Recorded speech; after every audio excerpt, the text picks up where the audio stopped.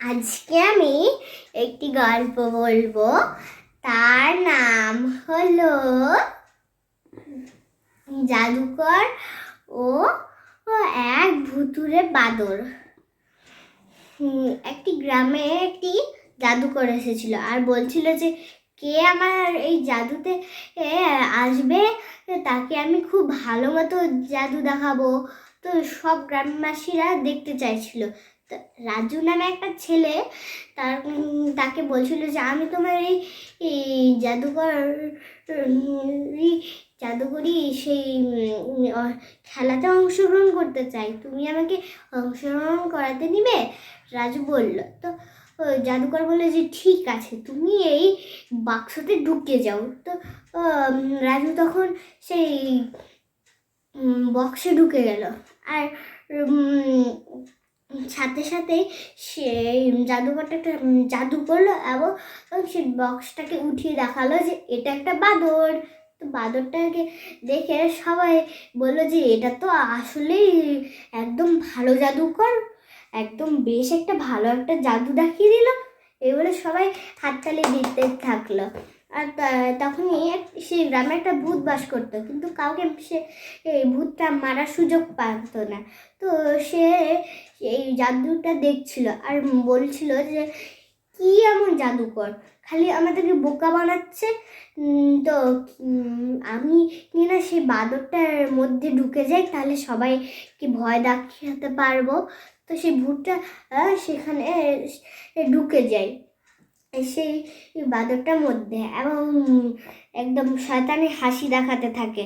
এই শয়তানি হাসি দেখানোর কারণে সবাই একদম ভয় পেয়ে যায় এবং সেই বাঁদরটা সবাইকে একদম কুচলিয়ে কুচলিয়ে মেরে ফেলে।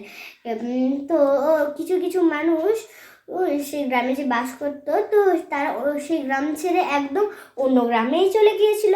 এবং কিছু কিছু মানুষ মানে রাজুকে যে বাঁদর বানিয়ে দিয়েছিল, রাজুর কেউ আত্মীয় ও মিলে সে একটা জঙ্গলে গেছিল। তো জঙ্গলে গিয়ে তারা থাকতো।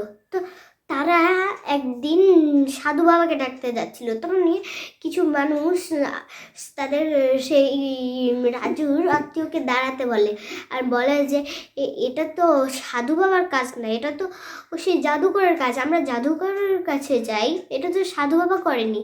তো সেই রাজু আত্মীয় মিলে সব কিছু কিছু গ্রামবাসীরা সেই জাদুকরের কাছে যায় আর বলে যে তুমি এটা কি করলা, তুমি এবার কি করলা এটা, সেই তুমি নিজের প্রাণ বাঁচিয়ে আমাদেরকে সেই ভয়ঙ্কর সেই বাঁদরের কাছে ঠেলে দিলা আর আমরা ওর মার খাবো।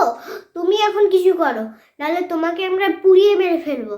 তো জাদুকর ভয়ে ভয়ে বললো যে আচ্ছা আমি তোমাদেরকে সাহায্য করব, কিন্তু তার বদলে তোমাদের কাছে আমি কিছু চাই না, কিন্তু তোমাদেরকে কিছু কাজ করতে হবে, তাহলে তোমার সাহায্য করতে আমি সক্ষম হব। তোমাদেরকে প্রথমে কিছু কুমড়ো আনতে হবে, তুমি একটা আনবা, তুমি একটা আনবা, তুমি একটা আনবা, তুমি একটা আনবা এবং একটা চাকু আনবা। তো তারা সবাই মিলে কুমড়ো আনলো আর বললো যে কুমড়ো দিয়েই বা কী হবে, মূর্খ একটা জাদুকর। তো জাদুকর বললো যে তুমি আমাকে গাল দিচ্ছ। তো সেই গ্রামবাসী বলে আচ্ছা ঠিক আছে, আমাকে মাফ করে দাও। তো জাদুকর বললো যে আচ্ছা তাহলে আমি এই কুমড়োটাকে একটা একটা এলিয়েনের মুখ মতো কেটে দিই। এবার আমরা এই কুমড়োটা একদম মাথায় দিয়ে দিই, যাতে করে আমাদেরকে একদম এলিয়েনের মতো লাগে। তো আমরা এলিয়েন মুখে সেই সেই এলিয়েন মুখে তারা সাধু বাবার কাছে যায়।